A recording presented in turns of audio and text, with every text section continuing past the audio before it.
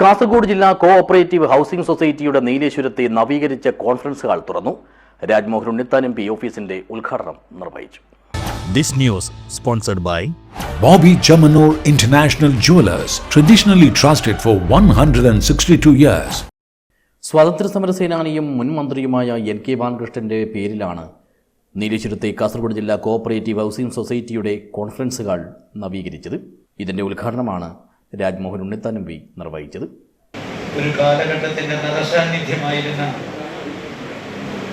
സഹകരണ പ്രസ്ഥാനത്തിന് സമഗ്രമായ സംഭാവനകൾ നൽകിയ ശ്രീ എൻ കെ ബാലകൃഷ്ണന്റെ പേരിൽ നവീകരിച്ച ഈ കോൺഫറൻസ് ഹാളിന്റെ ഉദ്ഘാടനം നിർവഹിക്കാൻ ഞങ്ങൾ എത്തിയ നിങ്ങൾക്കറിയാം, എൻ കെ ബാലകൃഷ്ണനെ കുറിച്ച് നീലേശ്വരത്തെ ആളുകളോട് സംസാരിക്കുന്നത് ഒരു അധികം പറ്റാകും എന്നെനിക്കറിയാം. എന്നാലും അദ്ദേഹത്തെ അനുസ്മരിക്കാതെ മുന്നോട്ട് പോകുന്നത് ശരിയല്ല. അദ്ദേഹം ഇവിടുന്ന് മധുരയിൽ ഒരു ജോലിക്കായി പോവുകയും ബ്രിട്ടീഷ് ഗവൺമെൻറ് കാലത്ത് അവിടുത്തെ കൊടിയ പീഡനങ്ങൾ കണ്ട് ആ ജോലി രാജിവെച്ച് ദേശീയ സ്വാതന്ത്ര്യ സമരത്തിൻ്റെ ഭാഗമായി വരികയും ചെയ്തു. ഇതേ പരിപാടിയിൽ വെച്ച് പുതിയ വായ്പകളുടെ വിതരണോദ്ഘാടനവും നടത്തി. കൂടാതെ സംഘാംഗങ്ങളുടെ മക്കളിൽ കഴിഞ്ഞ അധ്യയന വർഷത്തെ SSLC +2 പരീക്ഷകളിൽ ഉന്നത വിജയം നേടിയ വിദ്യാർത്ഥികൾക്ക് അനുമോദനവും നൽകി.